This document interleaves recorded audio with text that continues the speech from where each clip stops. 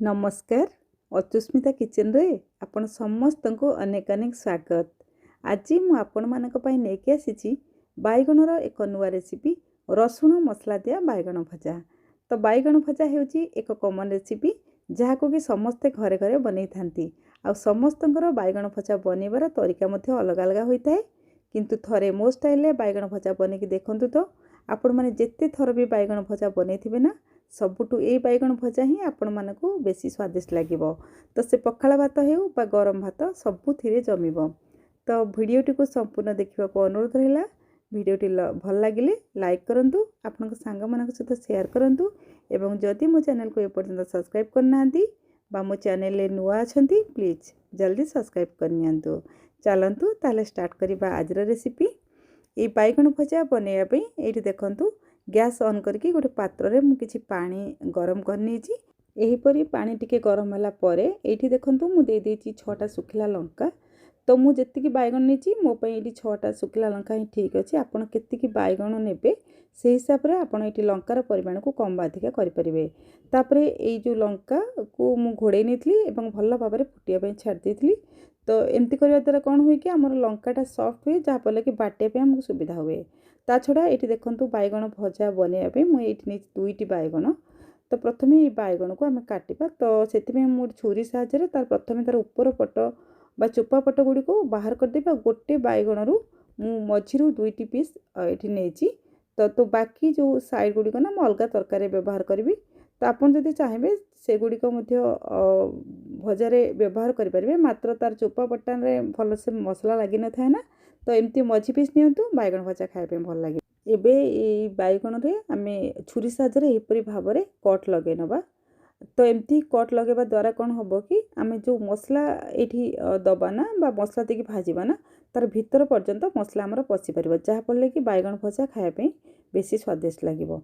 तो same process रे देखंतु मु सब गुडी को एही परि भाबरे कट लगे नेछि। तापरे आमे एथि पे गोटे मसला प्रस्तुत करिबा।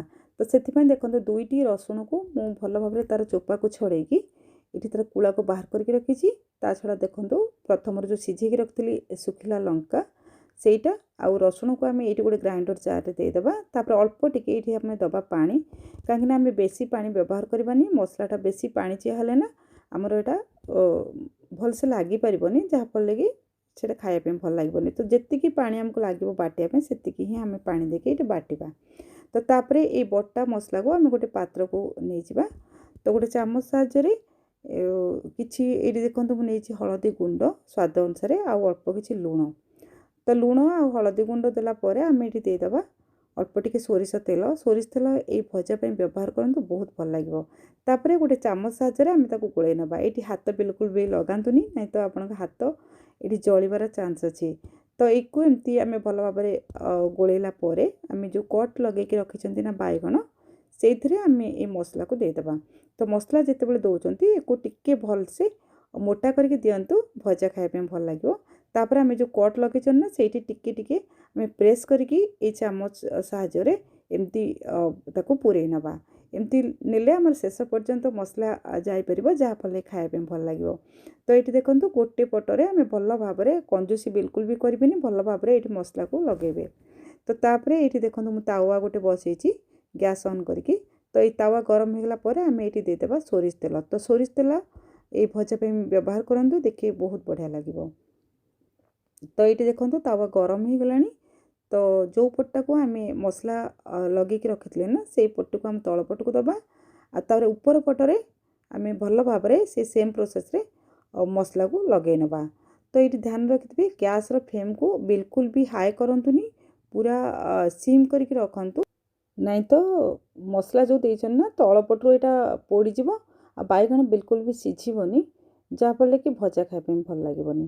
तो ये देखो सेम प्रोसेस रे आउ गोटे बैगण मुझे देदेछि। तो तार पछपटे देखो भल भाव मु मसला लगे नहीं। तो ये मो तावर जेहेतु 3टा बैगण देला परी जगह अच्छी, तो मु 3टा बैगण प्रथमे देछि। तो गोटे पट भल भाव जिते आमर हो ना तापर आम ताको उल्टे नवा। ये जल्दी बाल्दी करंतुनी। ये देखो प्रथमटे मुझे जल्दी ताको उल्टे नेली, जहाँफल कि भलसे हैनी।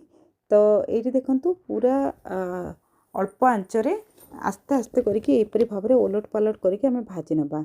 ये बेसी आपण खड़िकार व्यवहार करतुनि जेहेतु डेम्फ लगे ये मुझे काटी तो एमती डेम्फ साहाय्य ओलट पालट करके भाजी नियंतु जहाँफल कि भल भाव में सीझी पार दुई पटू भल भाव में लाल हो पार जितेबाला यहीपरी ब्राउन कलर हो आमर दुई पटू आम खोली नवा। ये देखूँ मोर 3टा प्रथम बैगन भजा बहुत बढ़िया भाव में प्रस्तुत हो जाए तो आप देखिकी जापे तो बैगन भजा केते बढ़िया भाव में आमर प्रस्तुत हो पार तो एमती उठेला को देखूँ पूरा सॉफ्ट हो केते बढ़िया कलर आसी तो दुई पटू पूरा बहुत बढ़िया भाव में मसला लगी तो एमती आप निश्चित भाव में मो प्रोसेस रे थरे बैगन भजा को प्रस्तुत करूँ एवं पखाड़ हो बा गरम भात सहित खातु देखिए बहुत बढ़िया लगे। तो आज रेसिपी आपन को केमती लगला कमेंट माध्यम रे जनइबे।